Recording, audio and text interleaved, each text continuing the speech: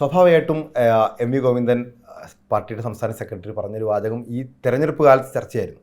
RSSുമായി കൂട്ടുകൂടിയിട്ടുണ്ട്. അതൊരു ചരിത്രപരമായ പശ്ചാത്തലമുണ്ട്. ജമാഅത്തെ ഇസ്ലാമിയുമായിട്ടുള്ള കോൺഗ്രസ് ബന്ധത്തെ വിമർശിക്കുമ്പോൾ നേരത്തെ ജമാഅത്തെ ഇസ്ലാമിയുമായി CPM കൂട്ടുചേർന്ന് തെരഞ്ഞെടുപ്പിൽ മത്സരിച്ചതിൻ്റെ ചരിത്രമുണ്ട്.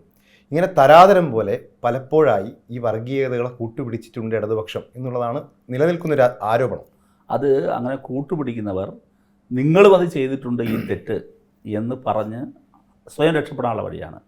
സഖാവ് എം വി ഗോവിന്ദൻ മാസ്റ്ററുടെ സ്റ്റേറ്റ്മെൻറ്റിനെ കുറിച്ച് ഞങ്ങൾ പറഞ്ഞു. സഖാവ് ഗോവിന്ദൻ മാസ്റ്റർ തന്നെ പിറ്റേ ദിവസം അത് തിരുത്തി പറഞ്ഞു. കേരളത്തിൻ്റെ മുഖ്യമന്ത്രി വളരെ കൃത്യമായി അത് കാര്യകാരണങ്ങൾ വിശദീകരിച്ചുകൊണ്ട് വാർത്താസമ്മേളനം നടത്തി വിശദമാക്കി. അതൊരു അടഞ്ഞ അധ്യായമാണ് ആ പരാമർശം. ഇനി ചരിത്രത്തിലേക്ക് അങ്ങനെ നടന്നിട്ടുണ്ടോ? ഒരു പക്ഷേ RSS എന്ന് പറയുന്ന പ്രസ്ഥാനവുമായി സാങ്കേതികമായൊരു ബന്ധം ഉണ്ടായി കാണില്ല. പക്ഷേ 77 തെരഞ്ഞെടുപ്പിൽ നമുക്ക് എല്ലാവർക്കും അറിയാം, 77 തെരഞ്ഞെടുപ്പിൽ ജനതാ പാർട്ടി എന്ന് പറയുന്നത് ഈ ലോക്ജൻ പാർട്ടിയും ജനസംഘവും എല്ലാം കൂടി ചേർന്നൊരു പാർട്ടിയായിരുന്നു. ആ പാർട്ടി കേരളത്തിൽ മത്സരിച്ചത് CPMൻ്റെ പിന്തുണയോടുകൂടിയായിരുന്നു.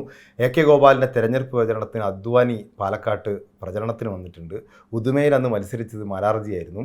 അങ്ങനെ തെരഞ്ഞെടുപ്പിൽ CPM നേതാക്കന്മാർക്ക് വേണ്ടി അദ്വാനി വന്ന് പ്രചരണം നടത്തുന്ന സാഹചര്യം കേരളത്തിൽ ഉണ്ടായിട്ടുണ്ട്. ചരിത്രമാണ്.